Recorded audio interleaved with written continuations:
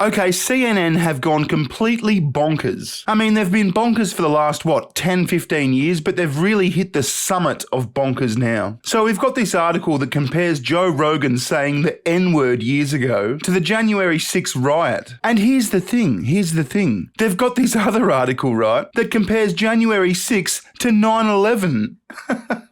Well, actually, they just vehemently agree with George W. Bush when he compares January 6th to 9/11. So CNN are basically saying that Joe Rogan saying the N-word is the equivalent of 9/11, where 3,000 people died in a terrorist attack. We'll have a look at these articles right after this quick Keto sponsor. Back to you shortly.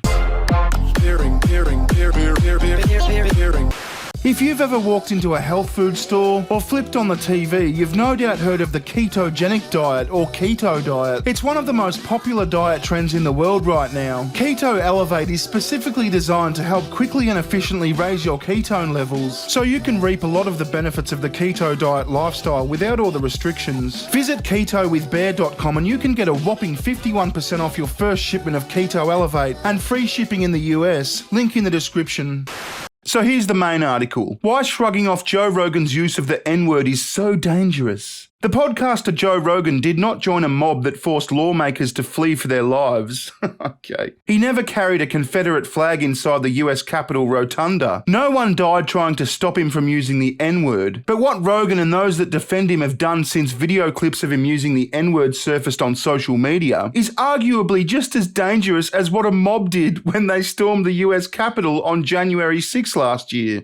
Oh, give me a break. Rogan breached a civic norm that has held America together since World War II. It's an unspoken agreement that we would never return to the kind of country we used to be. That agreement revolved around this simple rule. A white person would never be able to publicly use the N-word again and not pay a price. Oh, I don't like that sound coming out of your voice box. Make different sounds, just not that sound. Control your voice box. I mean, if you add an S at the front, it's totally acceptable. Like if I go, I'm sniggering. I made a snigger. Snigger with a hard R. Rogan has so far paid no steep professional price for using a racial slur that's been called the nuclear bomb of racial epithets. Okay. It may even boost his career. That's what some say happened to another white entertainer who was recently caught using the word. It's a sign of how desensitized we've become to the rising levels of violence. Rhetorical or physical in our country, that Rogan slurs were largely treated as the latest racial outrage of the week. Rising levels of violence. Come on. As I said, I don't like that sound that comes out of your voice box. You're being violent towards me. Get f***ed.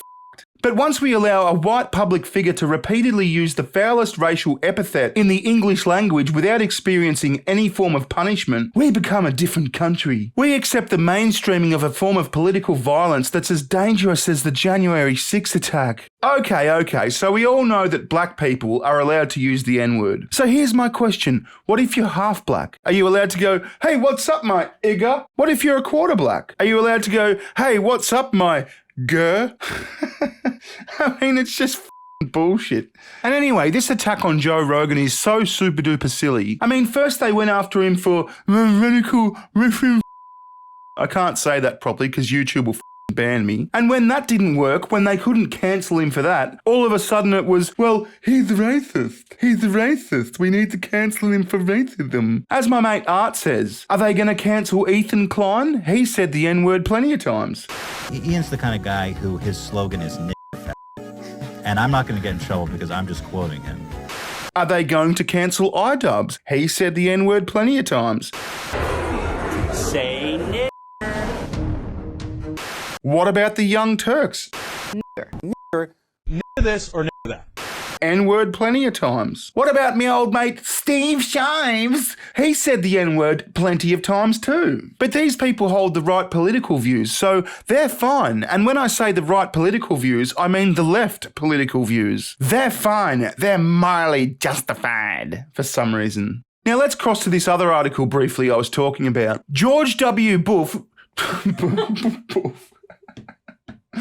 George W. Bush perfectly tied 9/11 to the January 6th attack. Now, this is an opinion piece by Dean Oh, blah, blah, blah, blah, blah, blah, blah, from CNN. Former President George W. Bush was entirely correct in his comments marking the 20th anniversary of 9/11 Saturday when he drew a comparison between the 9/11 attackers and those who waged the January 6th act of domestic terrorism. While Bush didn't mention the attack by name, it was clear that he was invoking it when he said that our nation has seen growing evidence that the dangers to our country can come not only across borders, but from violence that gathers within. I vocally disagreed with Bush on policy issues when he served in the White House, but the former president struck the right tone when he noted that while there is little cultural overlap between violent extremists abroad and violent extremists at home, they share the same disdain for pluralism and disregard for human life, as evidenced in their determination to defile national symbols. Right, we'll leave that there, but you can see the link here, yeah? CNN compared Joe Rogan's use of the N-word to January 6. CNN also compared January 6 to 9/11. So basically, Joe Rogan using the N-word in context, like he didn't call anyone the N-word, he was quoting it, basically killed 3,000 people. My God. Now back to this main article, because there's more to this fiasco. The N-word became forbidden in the US public sphere around the mid-20th century, when a consensus emerged that public racism was sabotaging democracy, some academics say. But in the decades before that, white entertainers and politicians talked like Rogan all the time. You mean like Rogan, Ethan Klein, iDubbbz, Steve Shives, the Young Turks. So you don't mention any of these motherfuckers,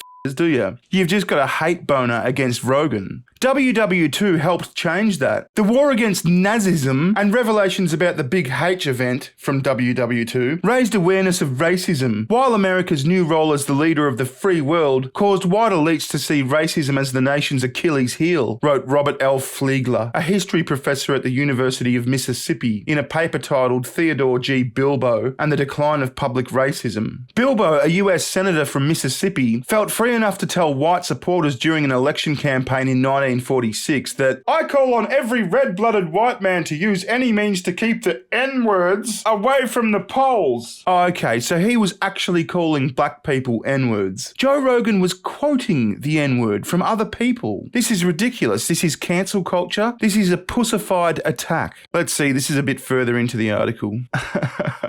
Something else happens that's even more deadly when people in positions of power use dehumanizing language to describe other groups. Atrocities often follow. Well, again, Joe Rogan wasn't using dehumanizing language to describe other groups. He was quoting people. CNN, you heads. This is not ancient history. Consider what happened less than 30 years ago in Rwanda, when some 800,000 civilians were slaughtered in a 3-month period in 1994. Hutu extremists targeted both Tutsi minority, who were a majority of those killed, as well as moderate Hutus.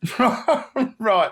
So now Joe Rogan's responsible for January 6, 9/11, and the Rwandan genocide. I mean, we may as well link him to the Big H from WW2 now. Why not? Making the wrong sound with your voice box and your mouth causes pretty much all the problems in the world. But not if you're on the left, only if you're Joe Rogan or on the right. Which I don't think Joe Rogan is on the right, I think he's pretty centrist. Also, you're okay if you suffer from Tourette's.